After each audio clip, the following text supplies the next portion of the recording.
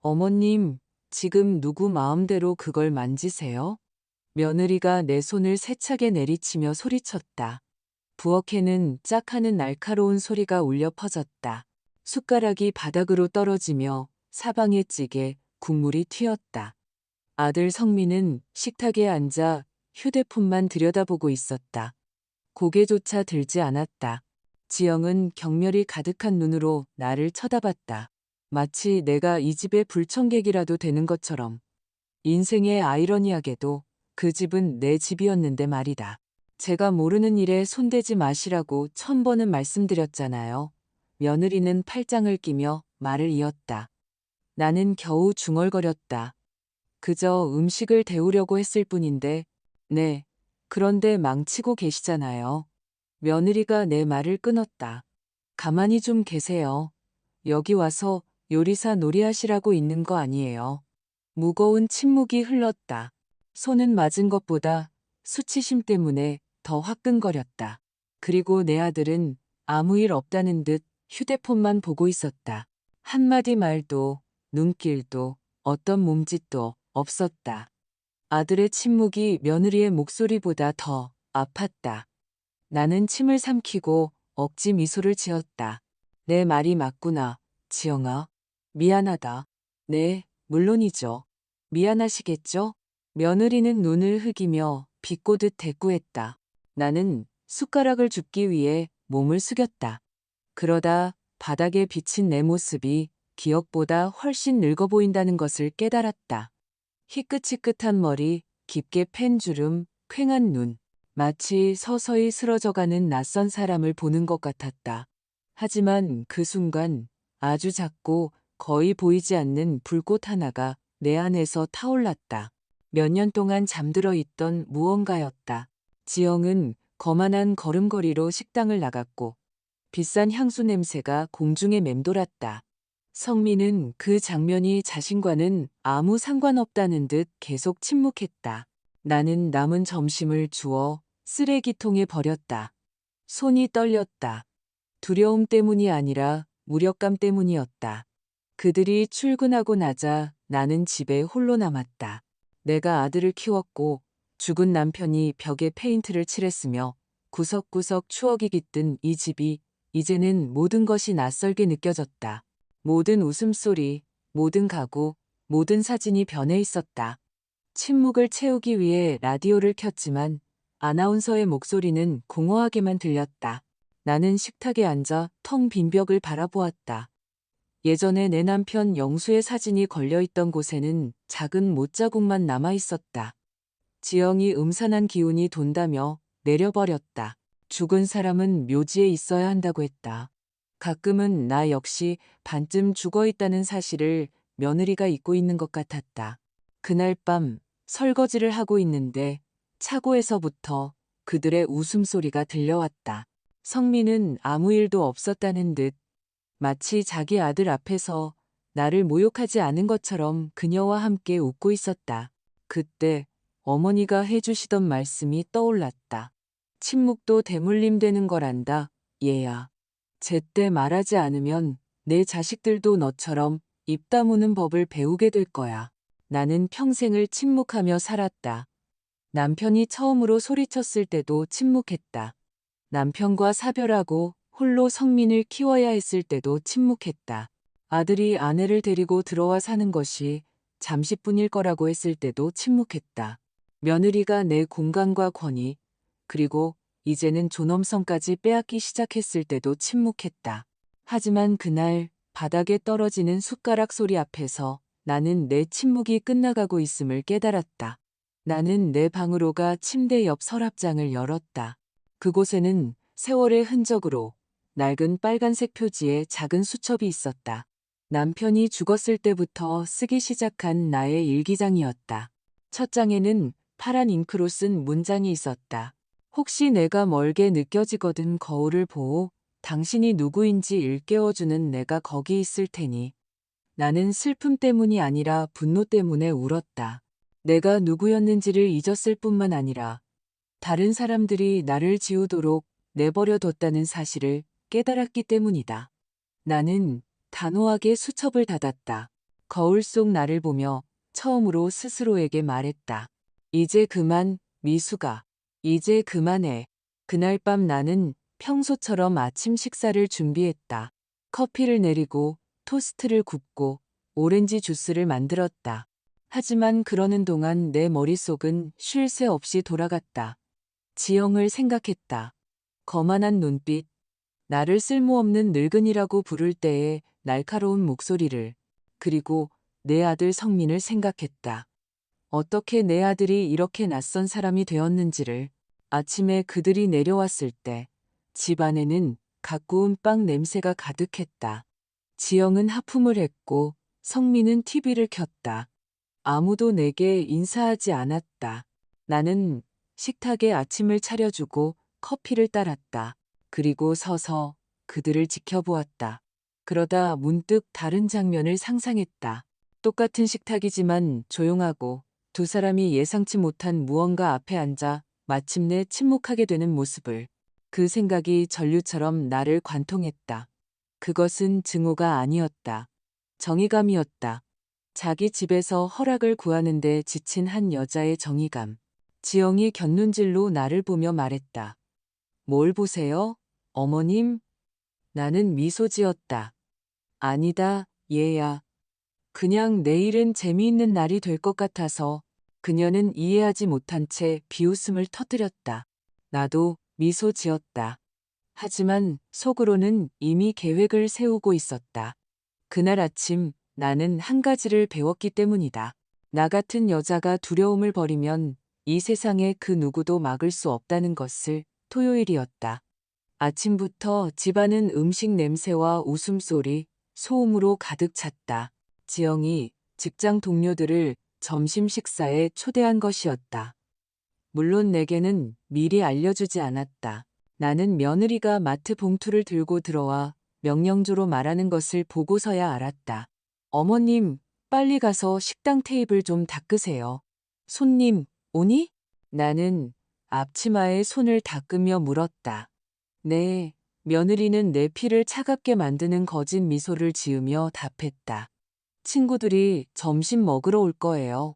집이 완벽하게 깨끗했으면 좋겠어요. 미리 알려주지 그랬니? 걱정 마세요. 며느리가 말을 끊었다. 그냥 저한테 묻지 않고 아무것도 하지 마세요. 어머님 성격 아시잖아요. 그녀의 목소리는 내 영혼을 찔렀다. 나는 못 들은 척하고 청소를 시작했다. 성민은 아직 자고 있었다. 요즘 야간 근무를 한다고 했다. 하지만 나는 그 일이 사실보다는 거짓말에 가깝다고 의심하기 시작했다. 나는 오전 내내 닦고 정리하고 며느리가 시키는 대로 요리했다. 그녀의 손님들이 도착했을 때 집은 반짝였다. 지영은 마치 이곳의 여왕인 양 이리저리 오가며 미소 지었다. 저분은 누구셔? 여자 중 한 명이 턱으로 나를 가리키며 물었다. 아, 저 사람. 지영이 웃으며 말했다. 성민 씨 어머니, 김 여사님. 우리랑 같이 사셔. 불쌍하게도 돌봐줄 사람이 필요해서. 착하다. 다른 여자가 동정 어린 목소리로 말했다. 자식들한테 의지해서 사는 거 힘들지 않으세요? 나는 예의상 미소 지었다. 대답하지 않았다. 그럴 필요가 없었다. 눈빛이 말보다 더 많은 것을 말해주고 있었으니까. 점심 식사 동안 나는 방해되지 않는 구석에 앉아 접시를 나르고 냅킨을 가져다 주고 늘 하던 대로 보이지 않는 존재가 되었다. 지영은 큰 소리로 말하고 더 큰 소리로 웃었다. 집과 차, 정원을 자랑했다. 그녀의 말 한마디 한마디가 노력과 사랑으로 이 벽을 세운 나의 역사를 지우는 것 같았다. 김 여사님, 깨끗한 접시 좀 가져다 주시겠어요? 그녀가 큰 소리로 명령했다. 그래, 알았다. 나는 평정을 유지하려 애쓰며 대답했다. 부엌으로 갔다. 오븐의 열기가 머리를 몽롱하게 했다. 접시를 차곡차곡 쌓아 식당으로 돌아왔을 때 친구 중 한 명이 말하는 것을 들었다. 지영아, 정말 존경스러워. 어떻게 그렇게 인내심이 많니? 난 절대 시어머니랑 같이 못 살아. 믿어줘. 나도 그러고 싶진 않아. 그녀가 대답하자 웃음이 터져 나왔다. 근데 성민 씨가 고집을 부려서 어머니 없으면 죄책감 느낄 거래. 난 그냥 뭐 방해만 안 되면 계시라고 생각하지. 맨 위접시가 내 손에서 미끄러져 바닥에 떨어졌다. 유리가 깨지는 소리가 너무 커서 그 뒤를 무겁고 굴욕적인 침묵이 따랐다. 모두가 나를 쳐다봤고 지영은 눈에 불을 켜고 소리쳤다. 항상 이런 식이야.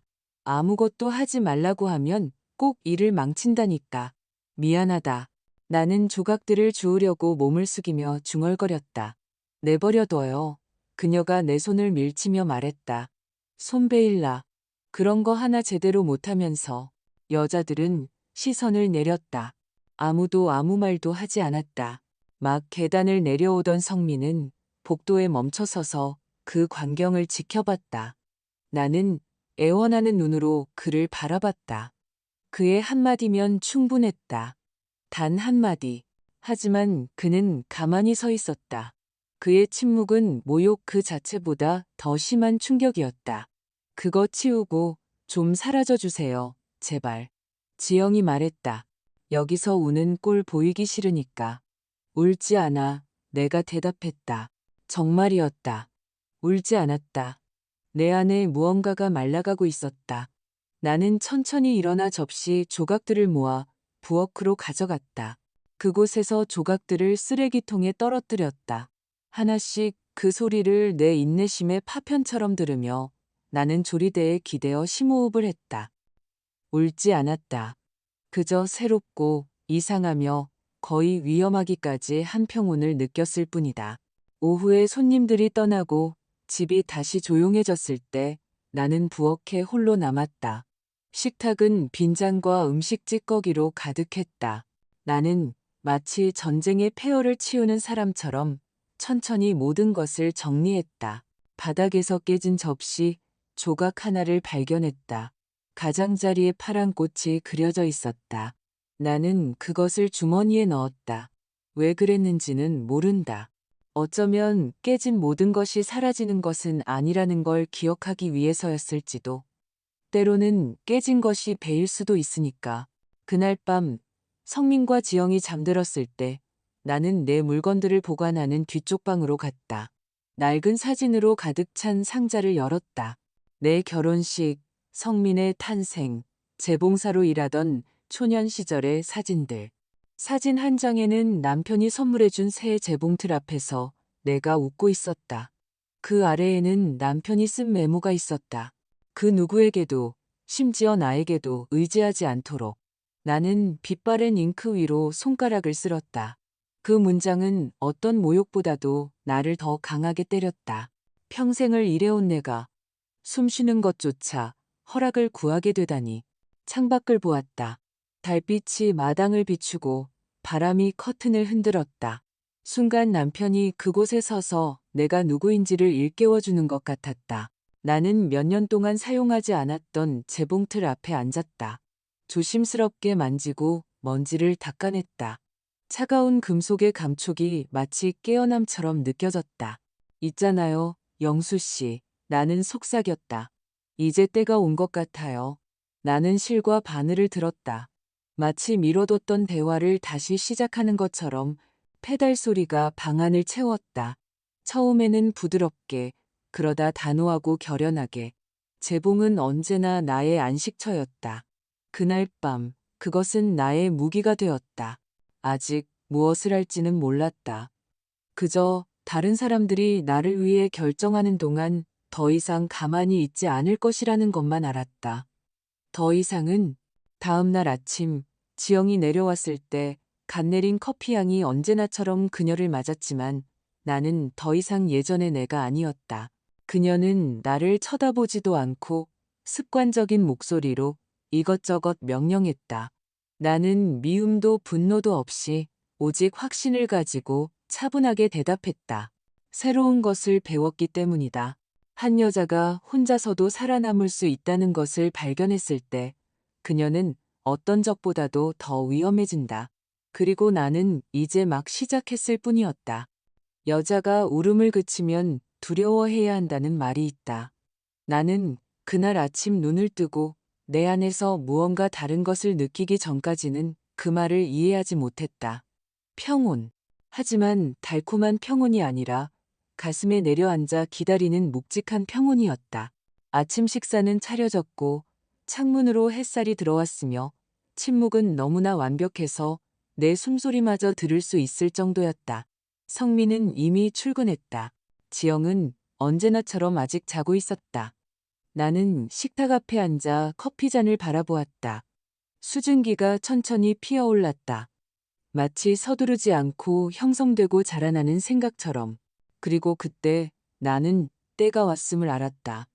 눈을 크게 뜨고 반응을 멈추고 관찰을 시작할 때가. 나는 그녀가 아직 잠들어 있을 때 방으로 갔다. 소리 없이 들어갔다. 비싼 향수 냄새에 머리가 어지러웠다. 화장대, 의, 크림과 보석들 사이에 열린 지갑이 있었다. 안에는 돈이 든 봉투, 영수증, 열쇠 꾸러미, 그리고 이제는 아무도 쓰지 않는 낡은 작은 휴대폰이 있었다. 만지지 않고 보기만 했다. 중요한 것은 내가 본 것이 아니라 그녀가 숨기고 싶어 했던 것이었기 때문이다. 나는 몸을 숙여 첫 번째 서랍을 열었다. 거기에 있었다. 은행 서류가 든 폴더. 성민의 이름이 있었고 그 아래 작은 글씨로 지영의 이름도 있었다. 공동계좌, 대출, 이체 내역, 그리고 마지막에는 구겨진 종이 한 장, 부동산 매매 신청서가 있었다. 내 재산, 이 집에 대한 뱃속이 꽉 막히는 기분이었다. 날짜는 최근이었다. 매매 진행 중. 서류에는 위조된 서명, 내 서명이 있었다. 순간 바닥이 흔들리는 것 같았다. 분노가 가장 깊은 곳에서부터 타오르며 솟구쳤다. 소리치고 싶었다. 성민을 깨워 그들과 맞서고 모든 것을 말하고 싶었다. 하지만 그러지 않았다. 아니, 한 가지를 깨달았기 때문이다. 소리치는 자가 지는 법이다. 그리고 나는 이미 너무 많이 졌다. 나는 내 방으로 돌아와 문을 잠그고 빨간 수첩을 꺼냈다. 첫 장에 새로운 문장을 썼다.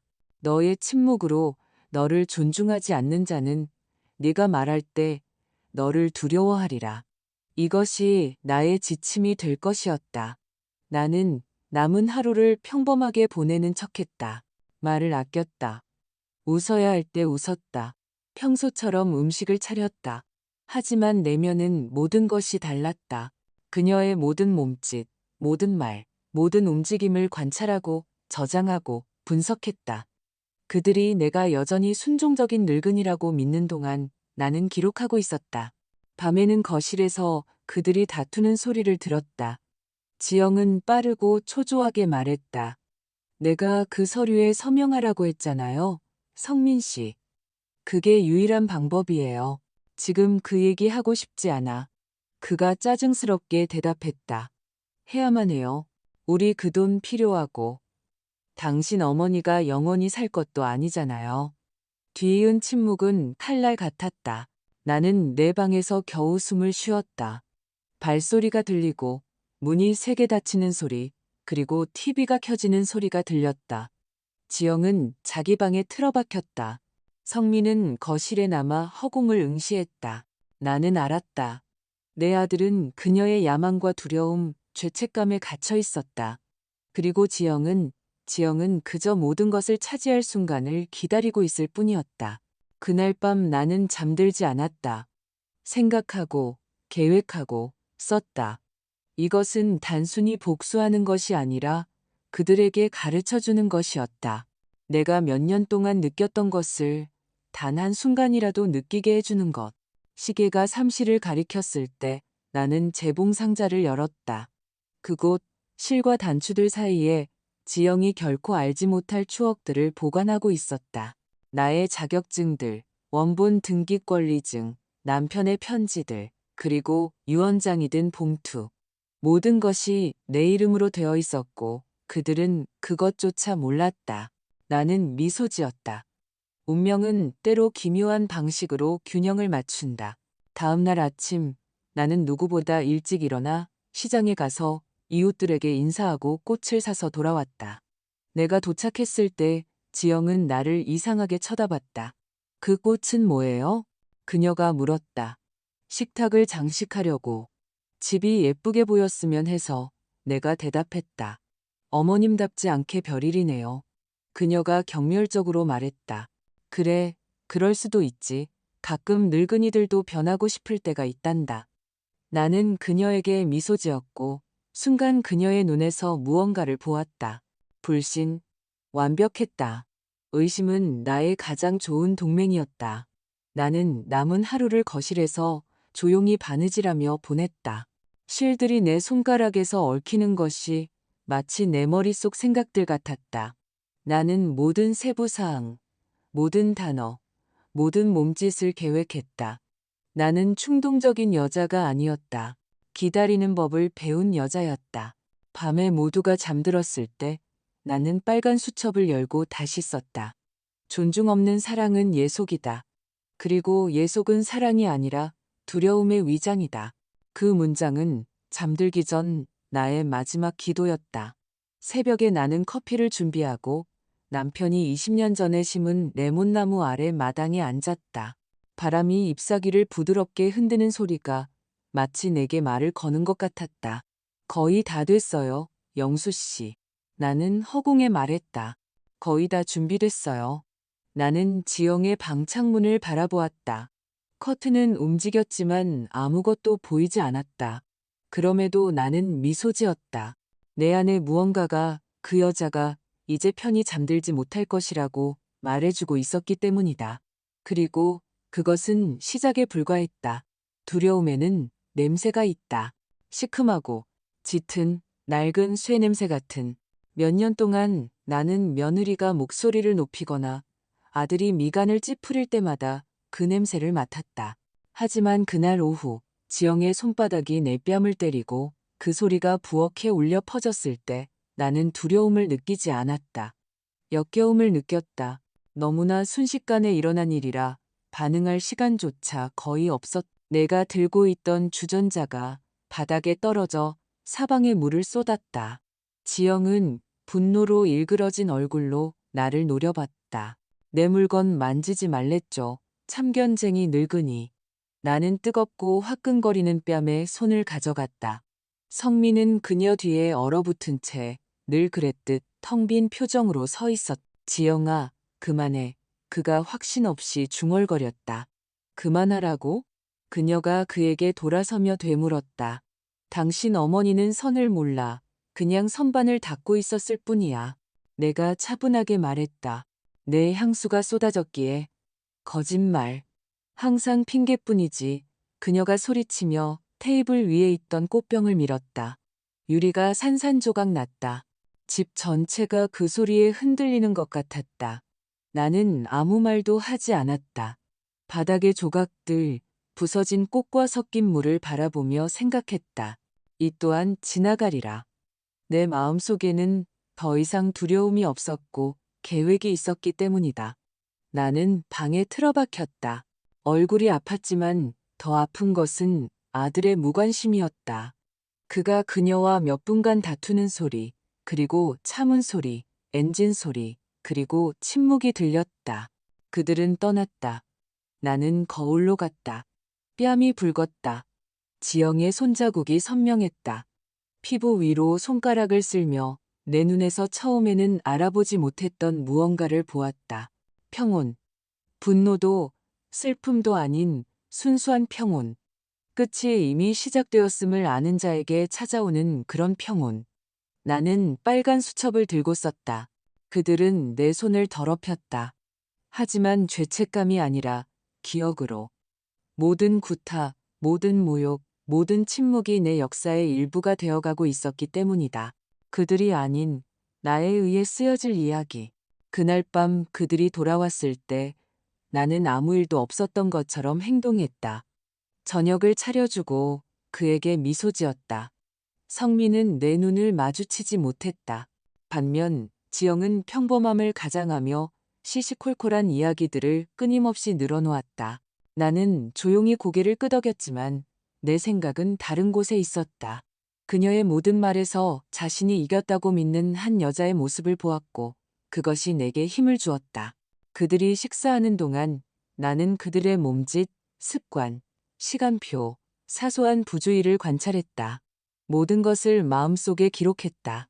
인생에서 배운 것이 있다면 조용한 여자를 과소평가하는 자는 결국 게임에서 지게 된다는 것이었다. 그날 밤 그들이 잠든 후 나는 서랍장을 열고 내가 찾았던 서류들을 꺼냈다. 촛불을 켠 채 침대 위에 펼쳐 놓았다. 그림자가 종이 위에서 춤을 추었다. 내 이름, 내 진짜 서명과 위조된 서명, 내 집, 내 역사, 내 존엄성, 모든 것이 거기에 있었다. 나는 심호흡을 하고 위조된 서명을 손가락으로 만졌다. 떨리지 않았다. 나는 웃었다. 그래, 소리 없이 웃었다. 그들이 스스로 모든 것을 망쳤다는 것을 깨달았기 때문이다. 소리칠 필요 없이 그저 기다리면 되었다. 다음 날, 지영이 내려왔을 때 나는 부엌에서 집에서 만든 빵을 준비하고 있었다. 달콤한 냄새가 공기를 가득 채웠다. 그녀는 의심스러운 눈초리로 나를 쳐다봤다. 그게 뭐예요? 빵? 나는 반죽을 멈추지 않고 말했다. 그렇게 애써서 뭐하게요? 축하하려고. 뭘 축하해요? 그녀가 비뚤어진 미소를 지으며 물었다. 한 시대의 끝을. 그녀가 웃었다. 가시게요, 어머님? 드디어 우리를 평화롭게 내버려 두시게요? 나는 대답하지 않고 단호한 목소리로 말했다. 드디어 너희가 나를 보게 될 거야? 그녀의 미소가 사라졌다. 더 이상 아무 말도 하지 않았다. 그저 몇 초간 나를 관찰하다가 계단을 올라갔다. 나는 계속 반죽하며 몇 년 동안 부르지 않았던 멜로디를 흥얼거렸다. 남편이 창가에서 내가 바느질할 때 기타로 연주해주던 곡이었다. 오후에 성민이 퇴근해서 곧장 식당으로 들어왔다. 나를 보고 한숨을 쉬었다. 어머니, 어제 일은 실수였어요. 누구의? 나는 시선을 들지 않고 물었다. 지영이요. 신경이 예민해서 그랬어요. 어머니를 다치게 하려던 게 아니에요. 날 다치게 하지 않았어. 나는 그의 말을 끊었다. 그는 혼란스러워하며 나를 쳐다봤다. 물론이죠. 때렸잖아요. 아니, 아들아. 나는 행주의 손을 닫고 그를 똑바로 쳐다봤다. 아픈 건 때리는 손이 아니라 침묵하는 입이란다. 성민은 시선을 내렸다. 순간 죄책감을 본 것 같았지만 오래가지 않았다. 제발요, 어머니, 시작하지 마세요. 걱정 마라. 나는 차분하게 미소 지으며 말했다. 더 이상 그 문제에 대해 말할 생각 없어. 그는 안도하는 듯 보였다. 내 침묵이 더 이상 굴복이 아니라 전략이라는 것을 깨닫지 못한 채 그날 밤 집이 어둠에 잠겼을 때 나는 지하실로 내려갔다. 낡은 상자들 사이에서 남편이 죽기 전에 보관했던 서류 폴더를 찾았다. 청구서, 보험, 공증된 사본들, 모든 것이 내 이름으로 되어 있었다. 그리고 내가 한 번도 열어보지 않았던 나에게 온 편지도 발견했다. 봉투는 세월의 흔적으로 누렇게 변해 있었다. 나는 조심스럽게 열었다. 미숙, 만약 당신이 이걸 읽고 있다면 나는 이제 없는 거겠지. 성민이가 어떤 아이인지 알아. 우리는 사랑으로 키웠지만 두려움과 함께였지. 그리고 두려움이 그 아이를 약하게 만들었어. 만약 언젠가 그 아이가 당신에게 무례하게 굴거든 울지 마오. 이 집은 당신 것이고 은행 계좌도 마찬가지야. 당신은 누구에게도 빚진 게 없어. 그날이 오면 떠나지 않고 그들이 떠나게 만들겠다고 약속해줘. 나는 마지막 말들을 몇 번이고 다시 읽으며 침묵에 잠겼다. 그리고 그 먼지 쌓인 지하실에서 영수가 시간의 어느 한 지점에서 내게 말을 걸어와 내가 해야 할 일을 하도록 허락해주는 것 같았다. 나는 가슴에 편지를 품고 천천히 계단을 올라갔다. 내 손을 보았다. 밀가루와 잉크로 얼룩져 있었지만 더 이상 약해 보이지 않았다. 살아있는 여자의 손, 준비된 여자의 손이었다.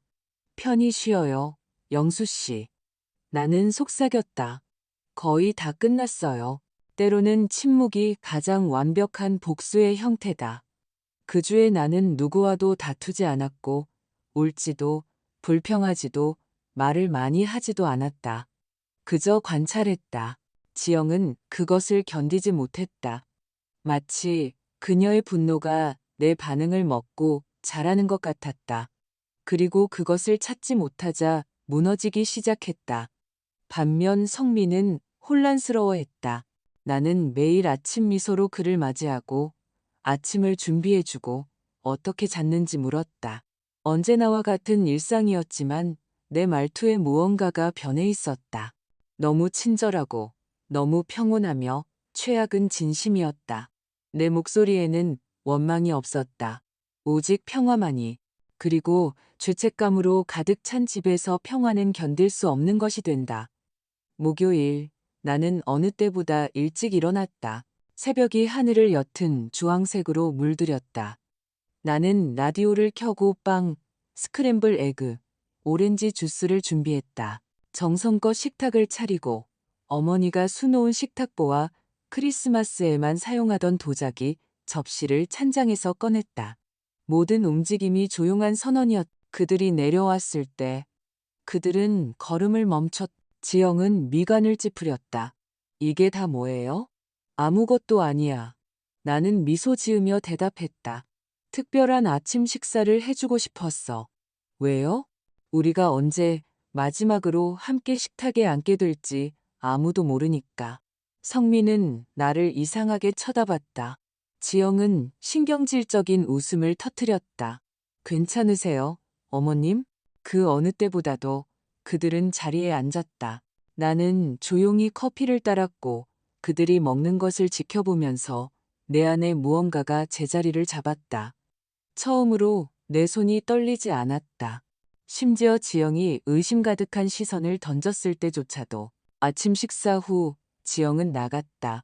성민은 불안하게 거실에 남아 있었다. 어머니, 그가 손을 비비며 말했다. 왜 그렇게 이상하게 행동하세요? 이상하다고? 나는 식탁을 치우며 물었다. 그냥 평화롭게 지내려는 것뿐인데. 하지만 어제 저와 얘기하고 싶다고 하셨잖아요. 그래. 하지만 이제 그럴 필요 없어. 아니, 아들아. 어떤 것들은 설명하지 않을 때 더 잘 이해되는 법이란다. 그는 목에 무언가 걸린 듯 나를 바라봤다. 그의 눈에서 의심과 두려움, 그리고 그 두려움 뒤에 죄책감을 볼 수 있었다. 성민은 말하지는 않았지만 무언가 영원히 변했다는 것을 알고 있었기 때문이다. 오후에 나는 읍내로 나갔다.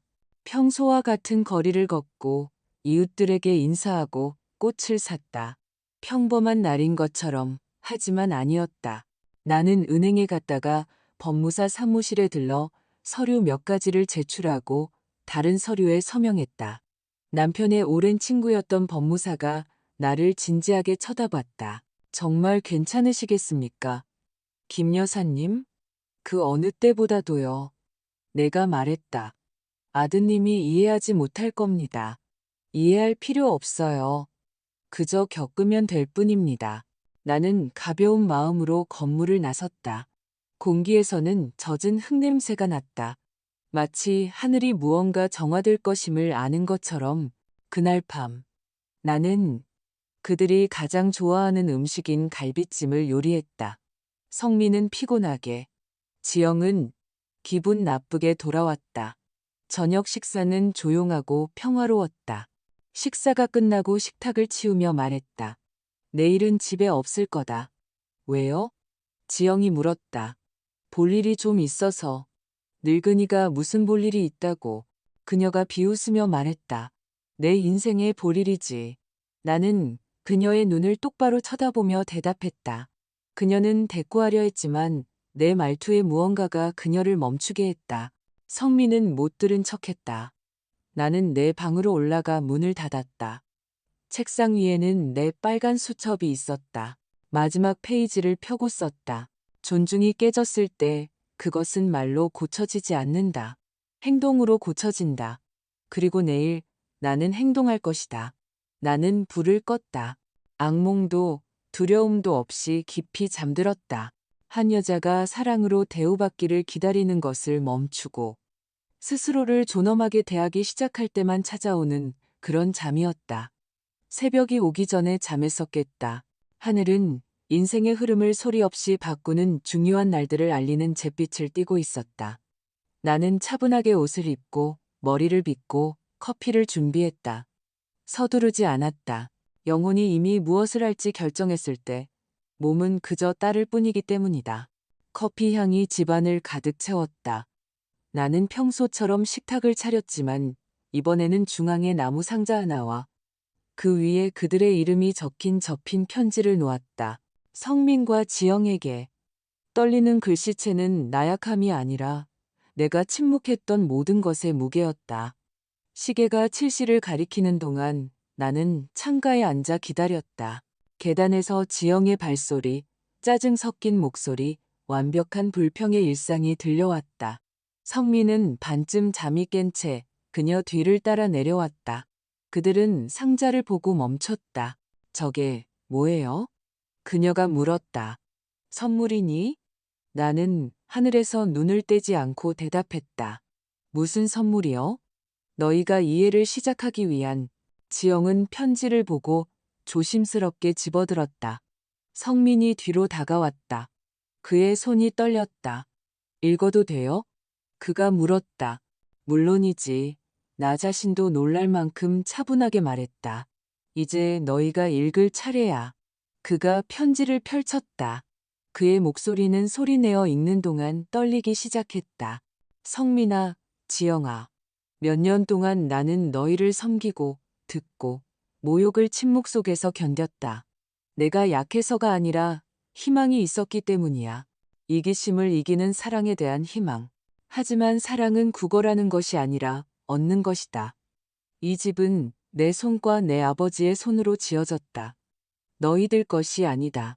오늘부터 나는 법적으로 이 집의 소유권을 사랑의 집재단에 기부하여 버려진 노인들을 위한 쉼터로 사용되도록 했다.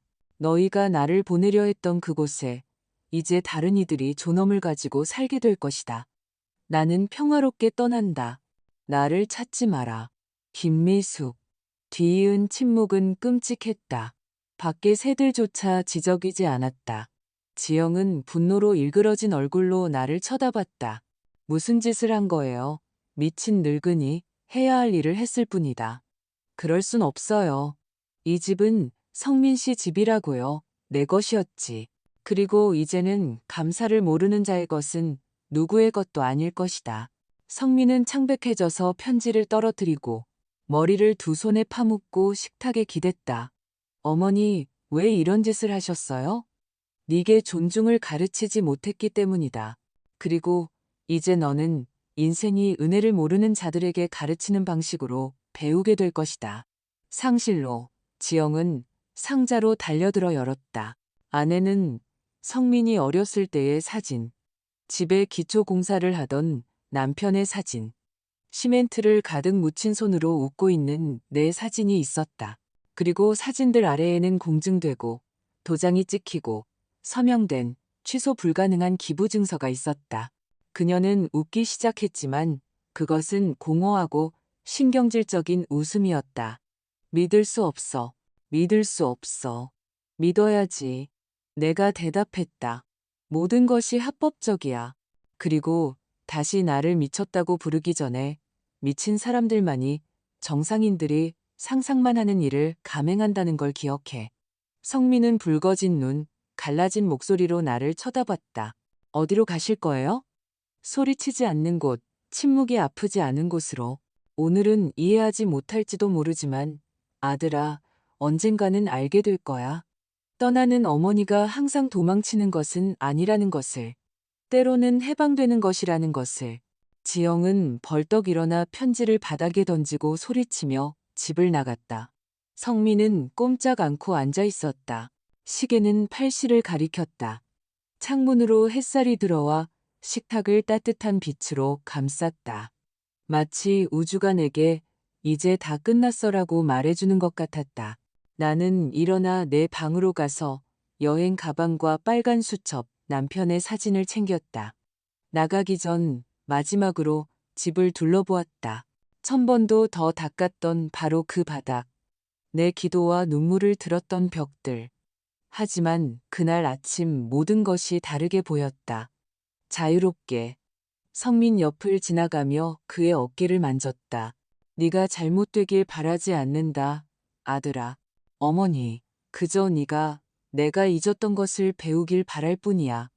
연민은 나약함이 아니며 너에게 생명을 준 이를 모욕할 때 결국 내 인생을 공허하게 만든다는 것을 나는 뒤돌아보지 않고 나왔다. 대문이 길고 장엄한 삐걱거리는 소리와 함께 닫혔다. 공기에서는 제스민 향이 났다. 내 발걸음 소리가 천천히 뛰는 심장 소리와 섞였다. 더 이상 아프지 않았다. 그저 가벼움만 느껴졌다. 거리를 걸으며 식탁 위에 남겨진 상자를 생각했다. 그것은 잔인한 복수가 아니었다. 교훈이었다. 때로는 평화를 되찾는 유일한 방법이 먼저 모든 것을 잃는 것이라는 것을 깨달았기 때문이다. 그리고 내 손은 여전히 떨렸지만 그것은 두려움 때문이 아니라 안도감 때문이었다. 내가 옛집의 대문을 넘어등 뒤로 닫히게 한 지 3주가 지났. 그 철컹거리던 소리의 메아리는 여전히 내 가슴 속에 울렸지만 더 이상 상실의 소리가 아닌 해방의 소리로 들렸다. 내가 피신한 곳인 사랑의 집은 많은 이들이 노인을 생각할 때 떠올리는 음침한 곳이 아니었다. 상아색 벽에 오래된 저택이었고 제라늄이 가득한 정원과 갓 구운 빵 냄새가 늘 풍겼다. 매일 아침 근처 성당의 종소리가 하루의 리듬을 알렸고 새들은 마치 아직 살아갈 날이 남았음을 일깨워주기 위해 노래하는 것 같았다. 원장님은 단호한 눈빛과 넓은 마음을 가진 분으로 결코 잊지 못할 한마디로 나를 맞아주셨다. 여기서 아무도 죽으러 오지 않아요. 미숙 씨. 우리는 여기서 다시 사는 법을 배우러 오는 겁니다. 그녀의 말이 맞았다. 비록 내 손은 떨리고 심장은 나이보다 더 많은 상처를 안고 있었지만 내 안에 무언가가 서서히 피어나기 시작했다. 첫 몇 밤은 힘들었다. 침묵이 무거웠다. 잠을 거의 못 잤다. 눈을 감을 때마다 지영이 쓸모없는 늙은이라고 소리치는 목소리가 들리거나 나를 변호하지 않고 바닥만 쳐다보던 성민의 모습이 보였다. 가끔은 땀을 흘리며 깨어나 아직도 나를 서서히 지워버린 그 집에 있는 줄 알았다.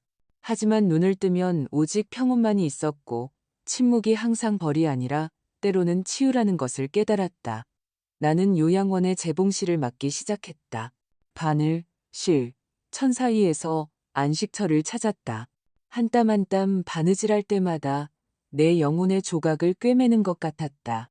바느질은 부서진 것도 인내심으로 고치면 아름다워질 수 있다는 것을 상기시켜 주었다. 다른 할머니들이 나와 함께했다.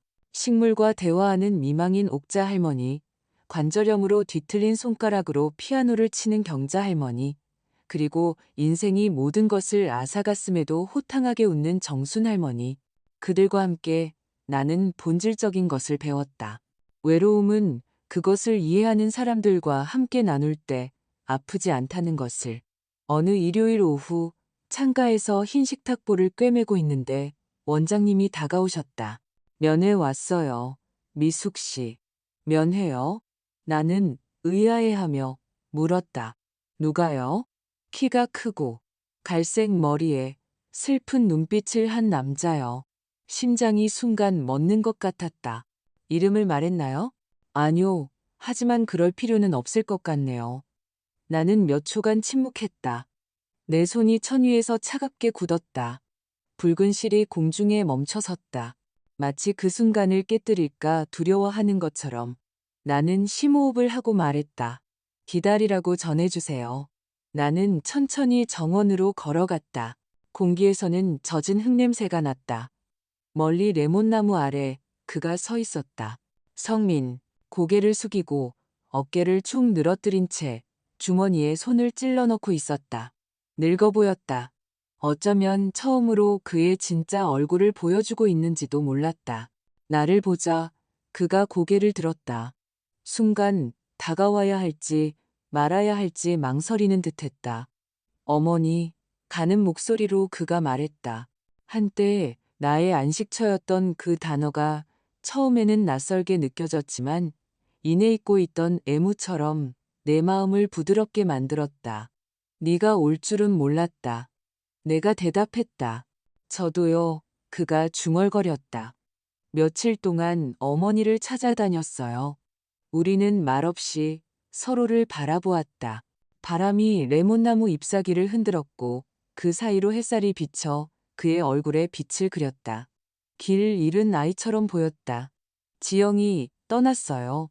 그가 마침내 말했다. 떠났다고? 네, 저를 떠났어요. 폐허 속에서 사는 건 못 견디겠다고 하더군요.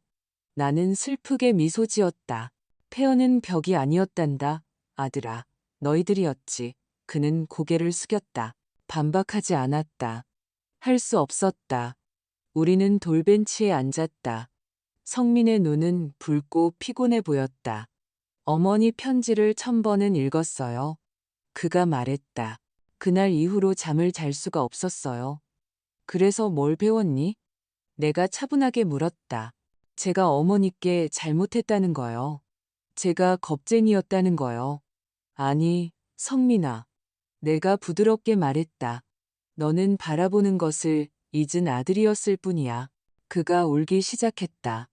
눈물이 소리 없이 흘러내렸고 나는 그를 내버려 두었다. 그 울음이 공허한 후회가 아니라 진심에서 우러나온 것임을 알았기 때문이다. 그 남자 안에 아직 살아있는 아이가 제대로 사랑하지 못했던 것을 용서해달라고 비는 울음이었다. 용서해주세요. 어머니, 너를 용서하러 온 게 아니란다. 내가 대답했다. 그럼요? 그가 혼란스러워하며 물었다. 용서는 베푸는 것이 아니라 증명하는 것이라는 걸 알려주러 왔단다. 그는 천천히 고개를 끄덕였다. 알아요. 그래서 여기 온 거예요. 그는 남은 것을 팔아보려 했지만 재단에서 거절했고 일자리를 구해야 했으며 그가 할 수 있었던 유일한 일은 목공소 조수로 일하는 것이었다고 털어놓았다. 남들이 버리는 것을 고치는 법을 배웠어요. 그가 말했다. 그러면서 어머니를 생각했어요. 제가 부순 모든 것들을요. 그의 말이 나를 관통했다. 나는 아무 말 없이 그를 지켜보았다. 그의 눈빛에는 더 이상 오만함이나 죄책감이 없었다. 겸손함이 있었다. 원장님이 그러시는데 여기 도움이 필요하다고 하더군요. 그가 말을 이었다. 허락해 주신다면 낡은 가구들을 고칠 수 있어요. 그 집으로 돌아가고 싶지 않아요. 어머니, 그저 일하면서라도 어머니 곁에 머물고 싶어요. 나는 몇 초간 눈을 감았다. 바람이 가꾸운 빵 냄새를 실어왔다. 아들이 내게 저지른 상처를 깨닫게 해달라고 기도했던 모든 밤들을 생각했다. 그리고 지금 그는 나무에 상처 입은 손으로 속죄를 구하며 여기 있었다. 좋다. 내가 마침내 말했다. 하지만 여기에 머문다면 너는 내 아들이 아니다. 다른 봉사자일 뿐이야. 알겠습니다. 다음 며칠은 이상하고도 아름다웠다. 성민은 조용히 일하며 벤치를 고치고 문을 사포질하고 창틀을 칠했다.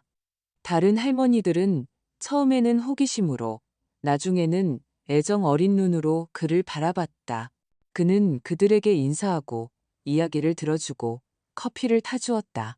결코 선을 넘는 말 한마디, 불평 한마디 없었다. 가끔 나는 그가 보지 못하는 곳에서 멀리서 그를 지켜보았다. 예전에는 부드럽고 한가하던 그의 손은 이제 굳은 살로 뒤덮여 있었다. 그가 나무에 집중하며 몸을 숙일 때 나는 맹세코 그의 얼굴에 내가 바느질할 때 느끼는 것과 같은 평화가 깃들어 있음을 볼 수 있었다. 우리는 말없이 함께 치유되고 있었다. 어느 날 원장님이 내게 말했다. 아드님이 마음으로 일하네요. 나는 미소 지었다. 네. 내가 대답했다. 드디어 사랑은 손으로도 증명하는 것이라는 걸 배웠나 봐요. 어느 오후 여러 날의 작업 끝에 성민이 갈색 종이로 싼 꾸러미를 들고 다가왔다. 당신을 위한 거예요. 그가 말했다. 이게 뭐니?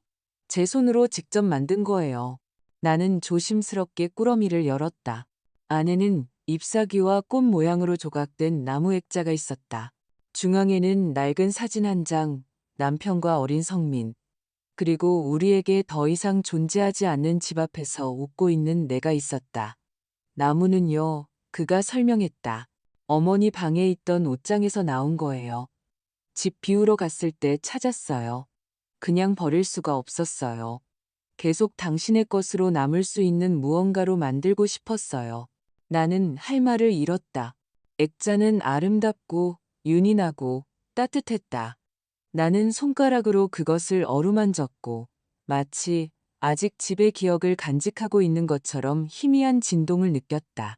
나는 슬픔 때문이 아니라 안도감 때문에 울었다. 고맙다, 아들아. 아니에요, 어머니. 그가 단호한 목소리로 말했다. 떠나주셔서 감사해요. 그러지 않으셨다면 저는 모든 것을 잃는다는 게 무슨 의미인지 결코 배우지 못했을 거예요.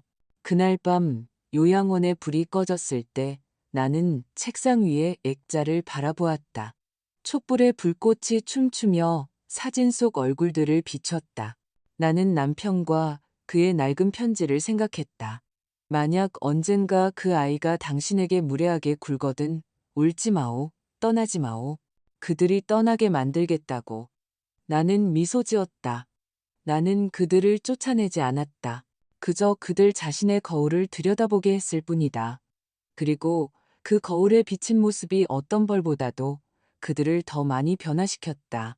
나는 창가로 다가갔다. 밤 공기에서는 레몬과 빵 냄새가 났다. 나는 눈을 감고 기도했다. 감사합니다, 주님. 제 아들을 돌려주셔서요. 제가 잃었던 모습이 아니라 제가 찾아야 했던 모습으로요. 달이 마당을 비추고 있었다. 성민은 봉사자 숙소에서 자고 있었고 나는 몇 년 만에 처음으로 마음의 분노나 죄책감 없이 오직 감사함만 가득한 것을 느꼈다. 다음 날 아침 식사 중에 성민이 내게 커피 한 잔을 건넸다. 그의 손이 살짝 떨렸다. 여기서 영원히 계실 거예요? 그가 물었다. 아마도. 내가 대답했다. 여기서 내가 부족했던 무언가를 찾았거든. 그게 뭔데요? 나 자신. 우리는 서로를 보며 웃었다. 상처 주지 않는 부드러운 웃음. 용서를 맛본 웃음. 다른 할머니들이 부엌에서 노래하고 햇살이 식당을 가득 채우는 동안 나는 전에는 결코 이해하지 못했던 것을 깨달았다. 가장 큰 복수는 집을 빼앗는 것이 아니라 그들이 다시는 파괴할 수 없는 나의 평화를 되찾는 것이었다. 그날 오후 내 빨간 수첩에 글을 쓰면서 마지막 문장을 남겼다. 용서하는 것은 있는 것이 아니라 고통 없이 기억하고 두려움 없이 뒤돌아볼 수 있는 것이다. 나는 수첩을 닫았다. 한숨을 쉬고 성민이 마당에서 벤치를 사포질하며 아버지가 부르던 멜로디를 흥얼거리는 모습을 지켜보았다. 그리고 과거는 다시 쓸 수 없지만 영혼은 다시 시작할 수 있다는 것을 알았다. 한 땀의 바느질, 한 번의 망치질, 한 방울의 눈물과 함께 날들은 더 이상 서두를 것 없는 사람의 평온한 느림으로 지나가기 시작했다. 사랑의 집은 나의 안식처가 되었고 나도 모르는 사이에 나의 새로운 가족이 되었다. 구석구석마다 특유의 소리가 있었다. 재봉실에서 바늘이 스치는 소리, 경자 할머니의 조율 안 된 피아노 소리, 옥자 할머니가 지어낸 일화를 이야기할 때의 웃음소리. 인생은 몇 년 만에 처음으로 아프지 않고 그저 흘러갈 뿐이었다. 성민은 계속해서 자원봉사자로 일했다. 처음에는 규율과 겸손함으로 묵묵히 일했다. 하지만 점차 그의 존재가 그곳을 새로운 에너지로 채우기 시작했다. 할머니들의 장보기를 돕고 부서진 가구를 고치고 하루를 즐겁게 하는 작은 장식들을 만들었다. 어느 날 원장님이 그가 문을 사포질하는 것을 보며 다정하게 미소 짓는 것을 보았다. 아드님은 천사의 손을 가졌네요. 그녀가 내게 말했다. 예전엔 그냥 아들의 손만 가졌었죠. 내가 대답했다. 이제는 영혼을 가졌어요. 오후는 우리만의 시간이었다. 때로는 마당의 레몬나무 아래 조용히 함께 앉아 있었다. 말을 많이 할 필요는 없었다. 부서지고 다시 꿰매진 모자간의 언어는 더 이상 말로 유지되는 것이 아니라 눈빛과 몸짓으로 유지되었다. 아빠가 이 나무 심는 법 가르쳐 주셨던 거 기억나세요? 그가 한번 물었다. 물론이지. 내 키만큼 크게 자랐으면 좋겠다고 했었지. 더 크게 자랐죠. 그가 웃으며 말했다. 하지만 저는 어머니 여러 면에서 작게 남았어요. 사람의 크기는 키로 재는 게 아니란다, 아들아. 내가 대답했다. 그 사람의 의식의 높이로 재는 거지. 그는 하늘을 보며 조용히 있었다. 그렇다면 아마 저는 다시 자라기 시작하는 중인가 봐요. 그의 말이 나를 전율케 했다. 마치 남편 영수가 다른 시대에서 아들의 목소리를 통해 말하는 것 같았다. 며칠 후 성민은 요양원 작업실에서 프로젝트를 시작했다. 내게 무엇인지 말해주려 하지 않고 그저 깜짝 선물이에요 라고만 했다. 나는 궁금증에 좀이 쑤셨지만 재촉하지 않는 척했다. 땀에 흠뻑 젖은 셔츠를 입고 집중하느라 이마에 주름이 진 채 내가 결코 본 적 없는 평화로운 표정으로 몇 시간 동안 일하는 그를 보았다. 어느 날 오후 작업실 앞을 지나가다가 그가 아버지가 기타로 연주하던 멜로디를 나지막이 휘파람으로 부는 것을 들었다. 나는 방해하지 않고 가만히 서 있었다. 눈을 감자 어떤 식으로든 우리 셋, 영수와 성민, 그리고 내가 그곳에 함께 있는 것 같았다. 예전처럼이 아니라 용서로 다시 모인 모습으로 겨울이 예고 없이 찾아왔다. 공기는 차가워졌고 하늘은 안개로 뒤덮인 채 밝아왔다. 나는 몸이 더 느려지고 뼈가 더 무거워지는 것을 느끼기 시작했다. 원장님은 조심해야 한다고 경고했다. 나이 드는 게 아니에요, 미숙 씨. 그녀가 말했다. 휴식이에요. 나는 고개를 끄덕였다. 그녀의 말이 맞았기 때문이다. 내 영혼은 지쳐 있었다. 그래, 너무 많이 견뎌서. 그리고 이제는 체념이 아닌 평화 속에서 쉬고 싶을 뿐이었다. 어느 날 아침 성민이 나를 찾아왔다. 흰 천에 쌓인 큰 상자를 들고 있었다. 오늘이 제가 여기 온 지 한 달째 되는 날이에요. 그가 말했다. 그리고 드릴 게 있어요. 마지막 선물이니?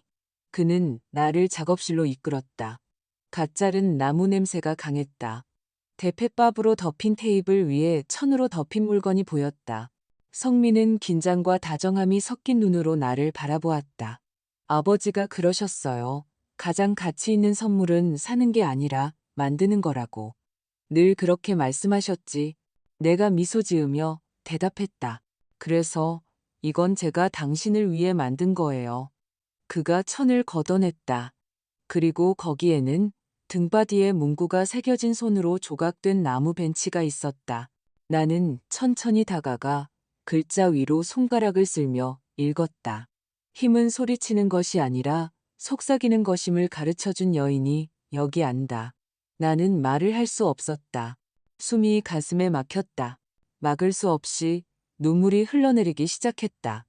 성민아, 나는 속삭였다. 정말 아름답구나. 집에 있던 낡은 식탁 남은 걸로 만들었어요. 그가 설명했다. 우리 셋이 저녁 먹던 곳이요. 바라보는 게 아프지 않은 무언가로 바꾸고 싶었어요.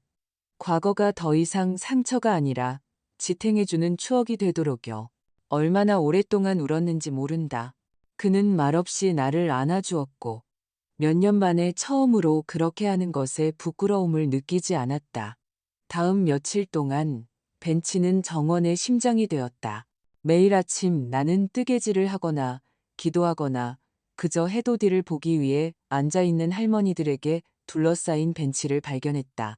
원장님은 그 벤치에 영혼이 있다고 말했고 그 말이 맞았다. 마치 나무가 숨쉬는 것 같았고 모든 섬유질 속에 우리가 누구였는지, 무엇을 잃었는지, 그리고 무엇을 배웠는지의 역사가 살아있는 것 같았다. 성민은 요양원에 더 오래 머물기 시작했다. 주말에는 점심을 준비하고 그곳에 기타를 치고 할머니들을 위해 요리했다. 나는 멀리서 평온한 마음으로 그를 지켜보았다. 그는 변했다. 하루아침에가 아니라 밑바닥을 경험한 사람만이 변할 수 있듯이 안에서부터 밖으로. 어느 날 밤 모두가 잠들었을 때 나는 정원으로 내려갔다. 공기는 신선했다. 나는 벤치에 앉아 별이 빛나는 하늘을 올려다보았다. 남편의 영혼이 가까이 느껴졌다. 마치 레몬나무 잎사귀를 스치는 속삭임처럼. 보고 있나요, 영수 씨? 나는 바람에 말했다. 당신 아들이 배웠어요. 늦었지만 배웠어요. 몇 주가 더 지나고 겨울이 물러나기 시작했다. 정원은 다시 꽃으로 가득 찼다. 어느 일요일 오후, 성민이 기타를 조율하고 있을 때 손에 무언가를 들고 내게 다가왔다. 작은 나무 상자였다. 또 선물이니? 내가 웃으며 물었다. 정확히는 아니고요. 당신 거예요. 그가 그것을 열어내 빨간 수첩을 보여주었다. 내가 집을 떠날 때 내 방에 두고 온 바로 그 수첩이었다. 방을 청소할 때 서랍장에서 찾았어요. 그가 말했다. 한 페이지, 한 페이지 다 읽었어요. 그리고 하고 싶은 게 있어요. 그는 내 앞에 무릎을 꿇고 수첩의 마지막 페이지를 펴고 서툰 글씨로 썼다. 고맙습니다, 어머니. 제가 갖지 못했던 용기를 가져주셔서, 부서져 주셔서, 저에게 짓는 법을 가르쳐 주셔서. 나는 그를 바라보았다. 내 비밀 고해성사였던 그 수첩에 누군가 글을 쓴 것은 처음이었다. 그리고 내 사생활을 침해당했다는 느낌이 들지 않았다. 오히려 그것을 완성시켜준다는 느낌이 들었다. 날들은 밝아졌다. 성민은 더 이상 자원봉사자가 아니었다. 요양원의 일부였다. 원장님의 회계를 돕고 젊은이들을 위한 워크숍을 조직하고 심지어 입소자들의 손주들에게 나무 장난감 만드는 법을 가르쳐주기까지 했다. 나는 그를 보며 생각했다. 어쩌면 남편 말이 맞았을지도 모른다고. 때로는 자식들이 혼자 걷는 법을 배우도록 넘어지게 내버려둬야 한다고. 어느 날 아침 성민이 내게 꽃을 가져다 주었다. 집 정원에서 가져왔어요. 그가 말했다. 가서 봤어요. 달라졌더라고요. 새 주인이 벽을 칠했지만 레몬나무는 여전히 거기에 있어요. 기분이 어땠니? 내가 물었다. 평화로웠어요. 처음으로 들어갔는데 죄책감이 아니라 오직 감사함만 느껴졌어요. 과거에 있었던 것과 이제는 없는 것에 대해서요. 나는 어렸을 때처럼 그를 꼭 껴안았다. 다음 몇 달은 평온했지만 내 몸에는 세월의 흔적이 나타나기 시작했다. 원장님은 더 쉬라고 했다. 나는 두려움 없이 그렇게 했다.